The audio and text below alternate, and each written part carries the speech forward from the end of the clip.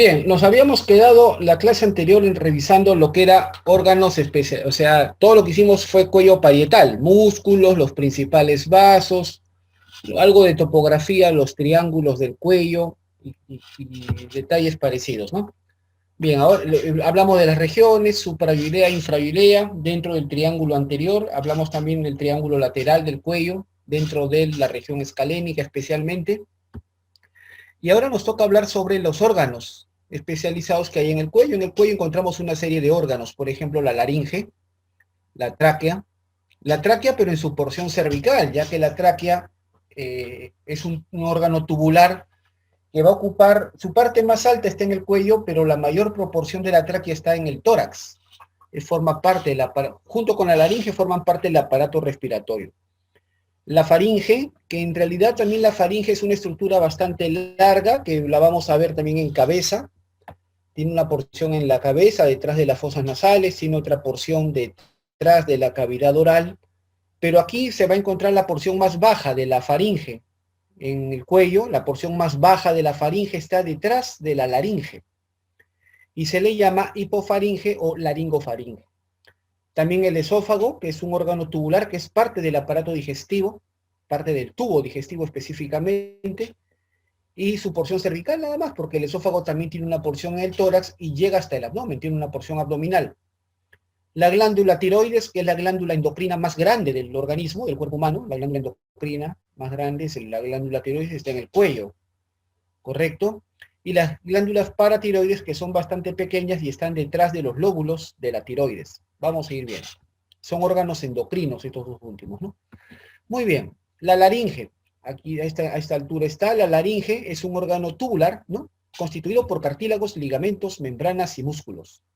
Se proyecta en reposo al nivel de las vértebras C3 a C6. Es decir, claro, porque el borde superior de la epiglotis, que es el cartílago más alto de la laringe, llega hasta la altura de la vértebra C3. Recordemos que a la altura de la vértebra C3 está el hueso yoides.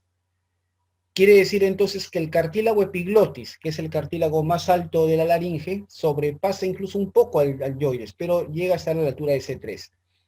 Y llega abajo hasta la altura de la vértebra C6. Esta es una vértebra bastante conocida por los anatomistas clásicos. A la altura de la vértebra C6 termina la laringe y comienza la tráquea. ¿Correcto? La laringe termina y se inicia, comienza la tráquea. Es decir, está el borde inferior de la laringe y asimismo el borde superior de la tráquea. Y a esa misma altura, pero más atrás, termina la faringe, con F, la faringe, y comienza el esófago, igualito, a la altura de C6. Entonces son detalles anatómicos bastante elementales que nunca deben olvidar. A la altura de la sexta vértebra cervical termina la laringe y comienza la tráquea. Ambos son parte del aparato respiratorio. Y también a esa altura termina la faringe y comienza el esófago, que es parte del tubo digestivo. Muy bien. Relaciones anatómicas de la laringe, estamos hablando de laringe. Por delante están los músculos infrayoideos. ¿Ven ustedes acá? Los músculos infrayoideos, especialmente los músculos que formaban el rombo de la traqueotomía, ¿se acuerdan? Esternoyoideos, esternotiroideos, que son los que forman el rombo de la traqueotomía. Un poquito más hacia los lados están los homoyoideos y en la parte más alta están los tiroyoideos. Posterior, detrás de la laringe, está la porción más baja de la faringe. Hemos dicho que la faringe se extiende arriba hasta la cabeza, pero la porción más baja de la faringe está detrás de la laringe. Y a esa porción de la faringe se le llama laringofaringe o hipofaringe. Por arriba, por encima de la laringe, está el hueso yoides, al cual se une por medio de una membrana, la membrana tiroyoidea, que une el cartílago tiroides, que es de la laringe, con el hueso yoides. Este está uniendo al cartílago tiroides, es decir, a la laringe, con el yoides, de ahí su nombre, membrana tiroyoidea. Y por debajo, la laringe, hemos dicho que donde termina la laringe comienza la tráquea. Eso lo he dicho claramente. Y precisamente el borde inferior de la laringe está unido a la tráquea por un ligamento, que se llama ligamento o membrana cricotraqueal. ¿Por qué crico? Porque el cartílago más bajo de la laringe es el cartílago cricoides. cricoides, este cartílago que ven acá, que está debajo del tiroides, abajo es el cricoides, y el cricoides está unido a la tráquea por la membrana o ligamento, dicen algunos autores, cricotraqueal.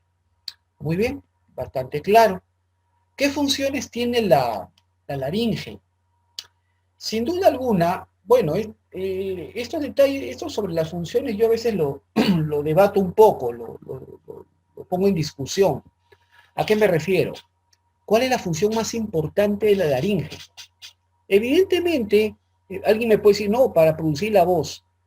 Esa es la función más característica, ¿no? Es decir, la fonación.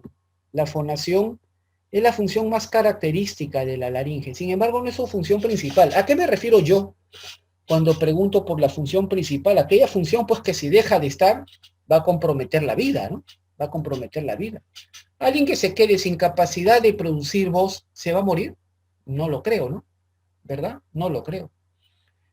Simplemente quedará como una persona pues con disfonía severa o incapacidad de producir voz y tendrá que buscarse formas alternativas para que esta persona pueda comunicarse, pero no se va a morir por eso. Evidentemente, si la laringe es parte del aparato respiratorio, la función principal pues tendrá que ver con la conducción, con permitir la conducción del aire, la conducción aérea. Esto es lo que estoy poniendo acá, le he puesto en segundo lugar, pero yo la pondría primera, ¿no? La pondría en primer lugar. La principal función de la laringe es parte del aparato respiratorio, es un órgano tubular que permite el paso del aire. Y por lo tanto, si esta función deja de actuar, por ejemplo, en una persona alérgica a los mariscos o a comidas marinas, a veces comienzan a enroncharse y el peor peligro que puede suceder en estas personas, por eso cuando ustedes ven una persona, por ejemplo, ahora estamos en verano, comen mariscos, cosas así, comida marina, y ven que una persona comienza a agitarse, comienza a ponerse rojo, a enroncharse, entonces, ¿cuál es el peligro mayor que pueda suceder? Que el interior de su laringe se hinche, la mucosa que está dentro de la laringe también se inflame y se obstruya la laringe. ¿Una persona se puede morir con la laringe obstruida? Por supuesto, se va a morir. Si no actúas de inmediato, lo vas a velar. Así de claro. Entonces, esta es la función más importante sin duda alguna. Igual, si algún cuerpo extraño, por ejemplo, un niño pequeño se aspira jugando, esos niñitos que se meten todo a la boca y de pronto se aspira, se mete un objeto extraño a la laringe y obstruye, también el niño se puede morir. Hay que actuar inmediatamente. ¿Correcto? Entonces, esa es la función más importante, la conducción del aire. Sin embargo, por supuesto, no es una función exclusiva, propia de la laringe. Es la función más importante, sí, pero no es exclusiva. ¿Acaso el aire solo pasa por la laringe? No, pues pasa por las fosas nasales, entra por la boca, pasa también por la parte alta de la faringe, luego pasa por la laringe, luego va a llegar a la tráquea, va a ingresar por todo el árbol respiratorio. Entonces no es exclusivo, pero la obstrucción en laringe sí compromete la vida, sin duda alguna. Por eso digo, es la función más importante, pero no es la función exclusiva, propia de la laringe. La otra función también importante, en segundo lugar importante de la laringe es esta, la función de defensa. ¿Por qué? En la laringe se produce la tos, y es porque su mucosa, la mucosa interna de la laringe, es ricamente inervada por fibras sensitivas, tiene alta sensibilidad. Cualquier objeto extraño, sea sólido o líquido, por más pequeñito que sea, toca la mucosa de la laringe, se despierta una violenta respuesta de tos. El paciente comienza a toser bruscamente. El paciente o una persona de pronto que está departiendo un almuerzo, una comida, y de pronto se están contando chistes, se están ahí regodeando, y de pronto una persona se ríe mucho y se aspira una pequeña partícula de arroz a la laringe, ¡pah!, comienza a toser bruscamente. Efectivamente, porque la laringe no tolera el paso de cualquier cosa que no sea aire. ¿Correcto? Líquido sólido va a despertar bruscamente y es porque tiene una gran cantidad de receptores tusígenos, sobre todo en la región supraglótica, es decir, por encima de la glotis. ¿Pero es exclusivo de la laringe? No, no. También hay receptores tusígenos en menor cantidad en la orofaringe, es decir, en la parte posterior de la boca. Y también hay receptores tusígenos en gran cantidad en la porción superior de la tráquea. Entonces, no es exclusivo tampoco. Es curioso que las dos respuestas más importantes o las dos funciones más importantes no son exclusivas de la laringe. ¿Correcto? Sin embargo, la tercera función, a la que yo catalogo como la menos importante de la laringe, esta sí es su función característica. ¿Y por qué le digo? Porque esta sí es exclusiva de la laringe. La fonación. La fonación, que es la capacidad de darle tonalidad a los sonidos que emitimos. ¿Correcto? Podemos nosotros cambiar el sonido que emitimos por el aparato respiratorio, se llama voz. Se llama voz. Y esta voz la podemos agudizar, poner una voz muy delgada, o podemos poner una voz muy gruesa. Podemos gritar, llevar la voz muy alto, o podemos hablar bajito. ¿Me dejo entender? Hay tonalidades de voz, tonalidades alta, baja, y hay modalidades de voz. Modalidad grave, modalidad aguda. Uno puede modificar, y eso es gracias a la laringe. Sin laringe, esta función se pierde. Se pierde. El paciente no puede generar o entonar sonidos de voz. ¿Me dejo entender? ¿Quedó claro? Entonces, eso es lo más importante. Esa es la famosa fonación. Entonces, es la función característica, característica, exclusiva de la laringe, pero no la más importante, ¿no? Muy bien. Perfecto. Aquí está la laringe, está conformada por 9 cartílagos, 3 impares, los impares están en la línea media, aquí arriba la epiglotis, acá está, ¿ve? Que sobresale por encima del yoides, ¿ven? Por detrás, pasa por detrás del yoides y sobresale. Luego tenemos el cartílago tiroides. Sí, esto se llama epiglotis porque va a cubrir la glotis. Vamos a ver más adelante qué es la glotis. La glotis es una abertura que hay dentro de la laringe. Este epiglotis va a cubrir la glotis, de ahí que se le puso el nombre de epiglotis, sobre la glotis, eso significa. ¿Correcto? Muy bien. Luego el cartílago tiroides. El término tiroides proviene del griego antiguo, que significa en forma de un escudo. Tiros es escudo, en forma de un escudo. Pero actualmente los escudos tienen diferente forma, ¿no? Por ejemplo, el escudo del Capitán América es circular, ¿no? No tiene esta forma. ¿Cómo se llama? Más tiene la forma, digamos que para la actualidad que nosotros tenemos, el cartílago tiroides tiene la forma más que todo de un libro, como un libro semiabierto, ¿no? Como un libro semiabierto que está mirando hacia atrás, ¿no? Que lo están leyendo desde atrás. Aquí vemos en la parte anterior, este borde anterior que vendría a ser como el lomo del libro. Esto se llama el borde anterior del cartílago tiroides. Y estas dos láminas, las dos láminas derecha e izquierda del cartílago tiroides, que vendrían a ser como la tapa del libro. ¿No? ¿Correcto? Muy bien. Tiene forma de un libro semiabierto. Por lo tanto, es abierto por atrás el cartílago tiroides. Y luego el tercer cartílago impar es el cartílago cricoides. Cricos, en forma de anillo. En forma de anillo. Es el único cartílago completamente circular, completamente anular, en forma de anillo, de todo el aparato respiratorio. El único cartílago con forma de anillo completo de todo el aparato respiratorio. Es el cartílago cricoides, y en su nombre lo está diciendo, cricoides, te está gritando a toda voz, yo me parezco un anillo. Eso te está diciendo. ¿Correcto? Muy bien, simple. Esos son los cartílagos impares. Los pares generalmente se ven de atrás. Aquí vemos nuevamente al epiglotis, ¿ven? Tiene forma de una raqueta o de una lengüeta, cuyo vértice se inserta en la cara posterior del cartílago tiroides. Su borde superior sobresale por encima del yoides, ¿correcto? Aquí está el cartílago tiroides visto de atrás, y más abajo acá está el cricoides, ¿ven? Que también es cerrado, el único que es cerrado por delante, ¿ven? Por delante y por detrás. Nótese que la parte posterior del cricoides es más ancha, es más gruesa, ¿correcto? Esto se llama la lámina del cricoides, que es posterior, y por delante se llama arco del cricoides, como un anillo. Muy bien, los cartílagos pares, correcto, son los aritenoides, que están ubicados sobre la lámina del cricoides, los aritenoides, que son dos, los corniculados, o llamados clásicamente de Santorini, ubicados sobre el vértice del aritenoides, y los cuneiformes, o llamados clásicamente de Dreisberg, están sobre los corniculados. Esos son los cartílagos pares. ¿Correcto? Muy bien. En cuanto a la naturaleza de los cartílagos, tenemos que lo que ustedes ya por histología deben saber que el tejido cartilaginoso puede ser de 3 tipos, ¿correcto? Puede ser de 3 tipos, ¿ok? Cartílagos hialinos, cartílagos elásticos y cartílagos fibrosos. Nosotros vimos, por ejemplo, cartílagos fibrosos cuando vimos columna vertebral, cuando vimos los discos intervertebrales, ¿se acuerdan? Ahí yo les dije, por supuesto, que eran cartílagos fibrosos. Aquí en la laringe hay cartílagos de tipo hialino y de tipo elástico. Hialino y de tipo elástico, ¿correcto?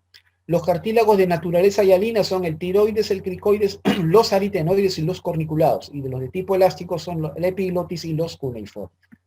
¿Ok? Muy bien. Articulaciones. Estos cartílagos están articulados entre sí. En primer lugar tenemos la articulación cricotiroideas, es decir, entre el cricoides, ven ustedes, se articula a los lados con el tiroides. El cartílago tiroides tiene en su borde posterior, arriba, las astas superiores y abajo las astas inferiores. Astas o cuernos, ¿correcto? El cuerpo humano está lleno de cuernos, por si acaso, a los cuales los anatomistas llamamos astas. Astas. Si van a un diccionario, asta significa cuerno, ¿correcto? Y son anatómicos, por si acaso, no se vayan a asustar. El cuerpo humano está lleno de cuernos y es normal, ¿correcto? Entonces, astas. El cartílago tiroides en su borde posterior tiene 2 astas superiores y 2 astas inferiores. Las astas inferiores del cartílago tiroides se articulan a los lados del cartílago cricoides y forman las articulaciones cricotiroideas, que son de tipo diartrosis, ¿ven? Diartrosis, son móviles, de su tipo artrodia de superficie plana. Las cricoaritenoideas, es decir, entre el cricoides y el aritenoides, ¿ven? Cricoides con aritenoides, también diartrosis de su tipo condílea, elíptica. Y las aritenocorniculadas, es decir, aritenoides con cartílago corniculado, son de tipo anfiartrosis, es decir, de movimiento escaso, movimiento discreto. En realidad los cartílagos cuneiformes no están contactados con los corniculados. Los cuneiformes no se contactan con los corniculados, están sueltos, están contenidos en una membrana que va del aritenoides al epiglotis y se llama membrana aritenoepiglótica. Lo vamos a ver más adelante. Muy bien, ya hemos visto articulaciones y ahora vamos a hablar de membranas y ligamentos de la laringe. A las membranas y ligamentos de la laringe yo las clasifico como siempre, en elementos extrínsecos e intrínsecos. ¿Se han dado cuenta que siempre hago eso? Es mi costumbre, ¿correcto? Elementos extrínsecos que no son propios de una estructura, que vienen de otro lado. ¿Me dejo entender? Vienen de otra estructura, que vienen de otro elemento y son extrínsecos. Intrínsecos, que sí, son propios, son exclusivos, están entre los propios cartílagos de la laringe. ¿Está claro? Muy bien. Los ligamentos y membranas extrínsecos, por ejemplo, la membrana tiroyoidea, porque está uniendo la laringe a otro elemento diferente que es el hueso yoides. ¿Correcto? Membrana tiroyoidea. Luego la membrana, en el borde posterior de esta membrana están los ligamentos tiroyoideos, que es un engrosamiento del borde posterior de esta membrana. Luego tenemos la membrana cricotraqueal. Su nombre lo dice. Une el cartílago cricoides con la tráquea, la laringe con la tráquea, un elemento extraño. Es por eso que es un elemento extrínseco. Y hay otro ligamento que no lo vemos acá, aquí lo vemos de perfil, el ligamento ioepiglótico, que va del yoides al epiglotis. Este ligamento es importante porque es el que mantiene elevada o levantada la epiglotis, para que, digamos, la cavidad del conducto endolaringeo se mantenga abierto y por acá circule aire. Si este epiglotis cae o baja, obstruye, tapa la vía, la laringe, y eso ocasiona incapacidad de que pase el aire, y eso es grave. Entonces, en reposo, ¿quién mantiene a la epiglotis elevada o levantada? El ligamento ioepiglótico. Pero cuando uno deglute, cuando uno pasa un alimento, sea sólido o líquido, o basta, por ejemplo, ustedes deglutan, pasen su saliva, al deglutir, van a percibir cómo la laringe se levanta. La laringe se levanta y este epiglotis baja y va a tapar, la epiglotis va a tapar el interior de la laringe para que los elementos sólidos o líquidos se vayan hacia atrás, se vayan a la faringe y no se metan a la laringe. Ese es el objetivo. Pero en condiciones de reposo, en condiciones de reposo, ¿correcto? El que mantiene abierto levantar el epiglotis es este ligamento, el ligamento epiglotis. Muy bien. Ahora, elementos son membranas y ligamentos intrínsecos, propios de la laringe. Tenemos la membrana, por ejemplo, cricotiroidea. Cricotiroidea. También llamada ligamento cricotiroideo, que está entre el cricoides y el tiroides, que son dos cartílagos propios de la laringe. Es una membrana intrínseca. Esta membrana la recordamos cuando hablamos del rombo de la traqueotomía. ¿Se acuerdan? Es aquí donde se hace la apertura de emergencia. Se hace una cricotirotomía o cricotiroidotomía. ¿Correcto? Aquí se hacía, en una membrana intrínseca. ¿Correcto? Es decir, la cricotirotomía o cricotiroidea de emergencia se realiza entre el cartílago tiroides y el cricoides. ¿Correcto?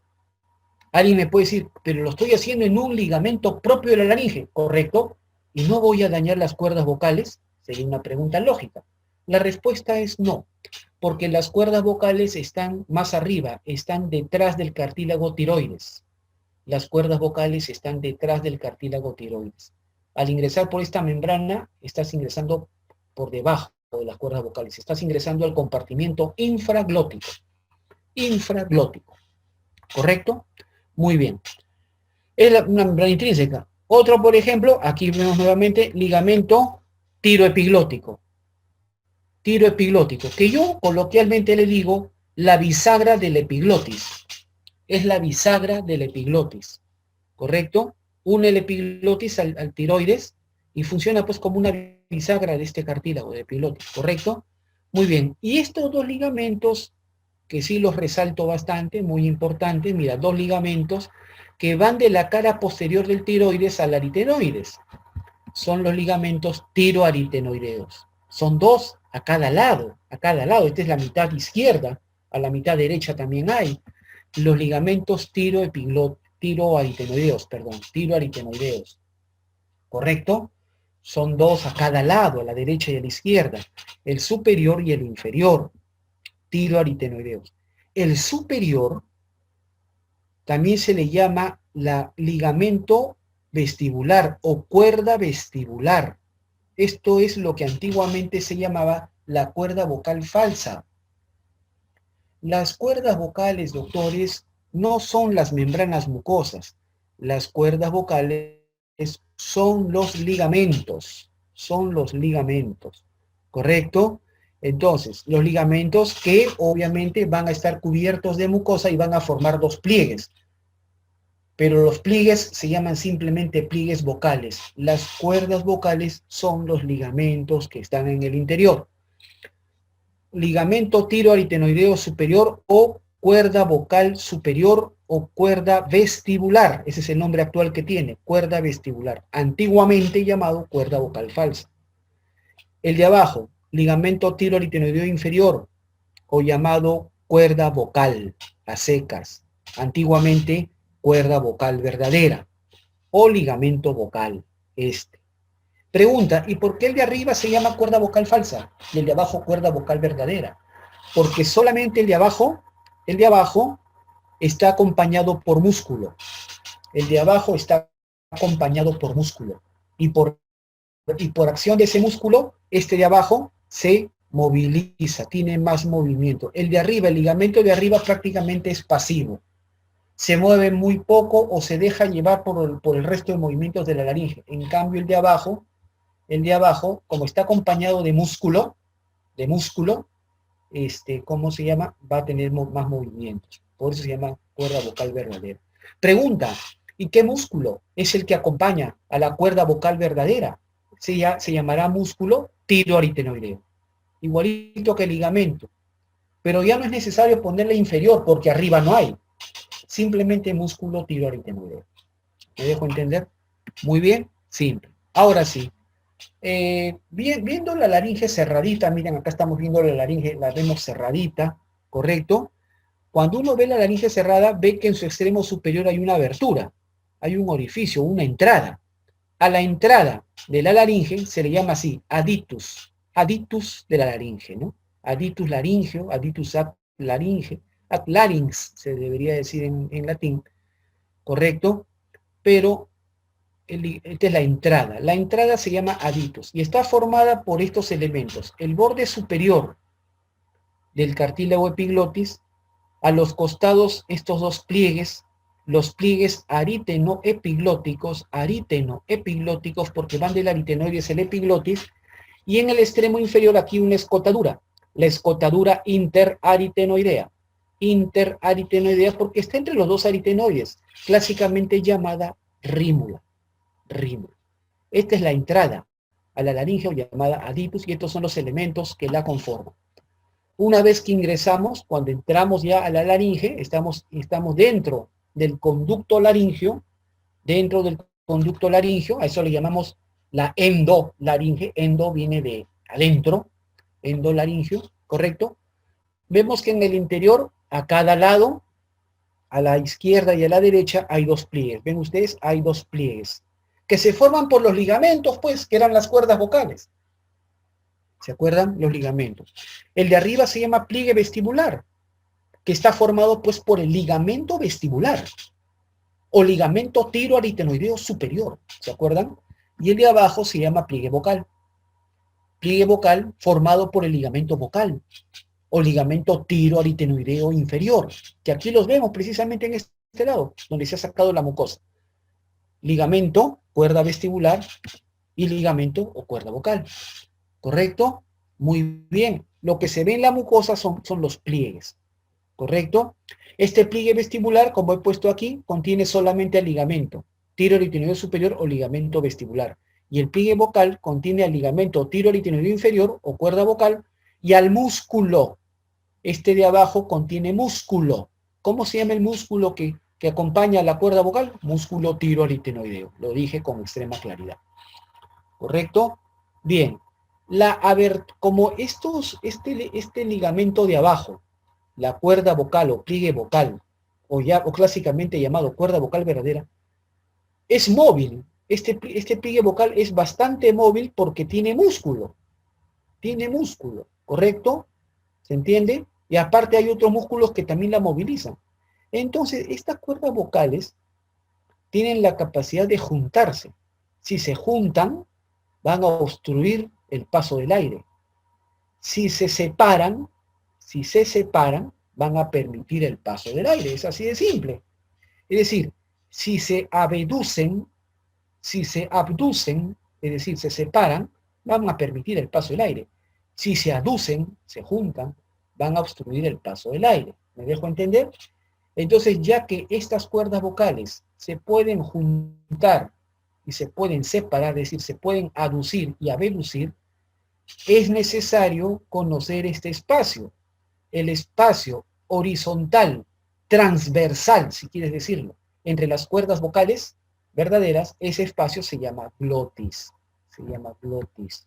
¿correcto? La glotis es un espacio, es una simple y llana abertura, nada más.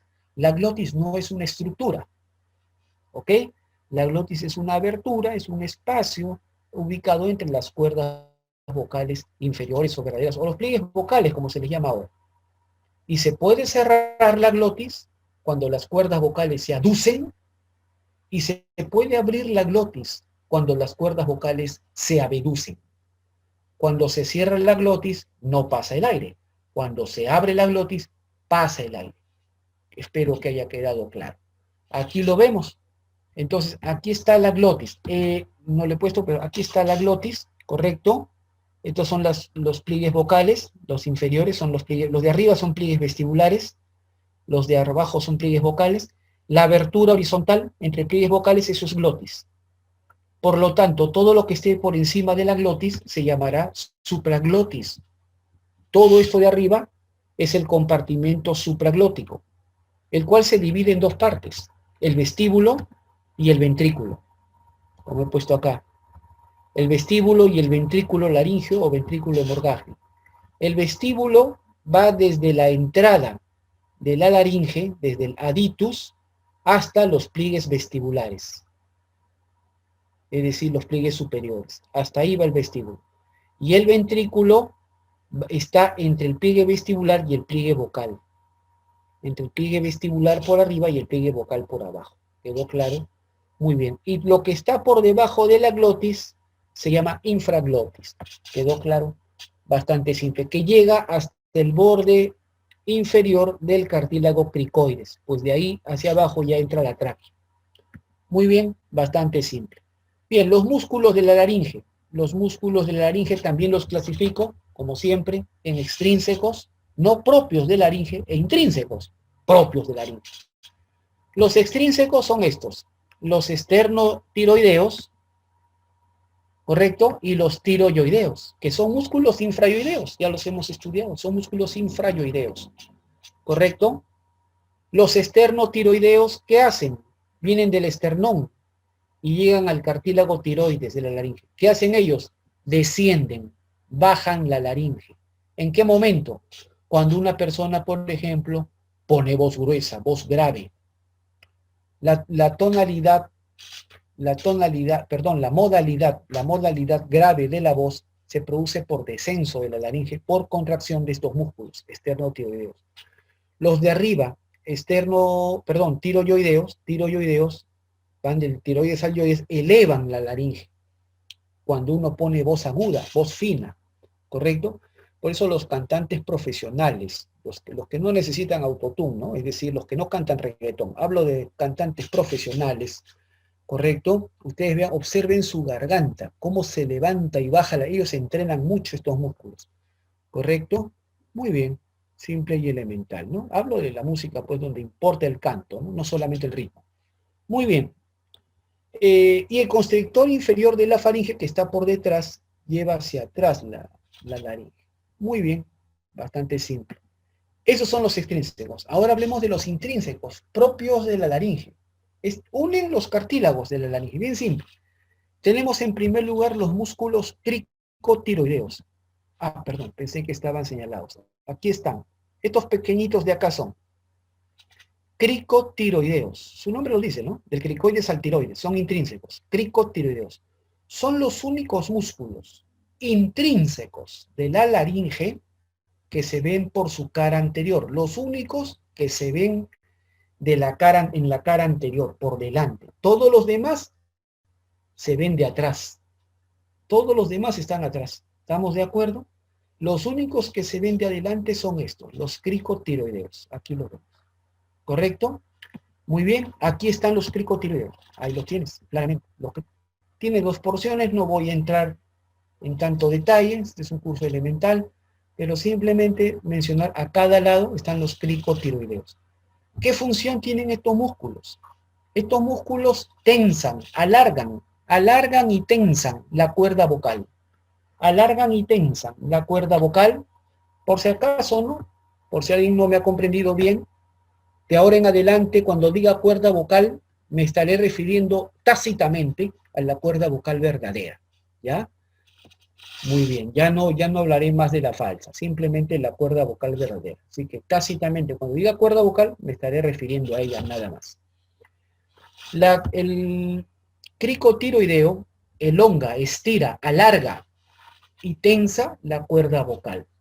¿Esto en qué momento sucede? Cuando una persona levanta la voz, es decir, cuando habla en tonalidad alta, cuando uno grita. Cuando uno grita, por ejemplo, cuando está dando una oratoria, una charla, está dando una clase, o está cantando, está en un concierto, está cantando, o es un candidato político que se está pronunciando ante una muchedumbre de gente que le cree, ¿no? Entonces, es así de simple.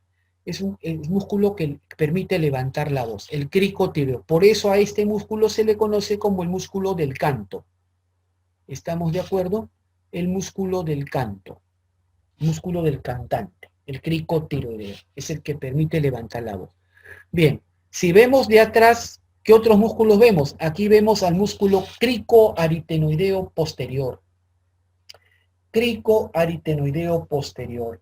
Estos músculos son los únicos músculos que abducen, separan las cuerdas vocales. Abducen, separan las cuerdas vocales. Y con ello abren la glotis. Abren la glotis. ¿Para qué es importante abrir la glotis? ¿Para hablar? ¿Para generar voz? No.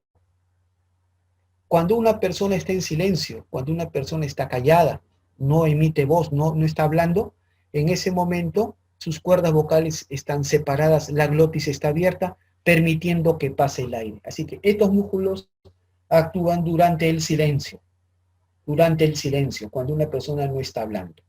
¿Estamos claros?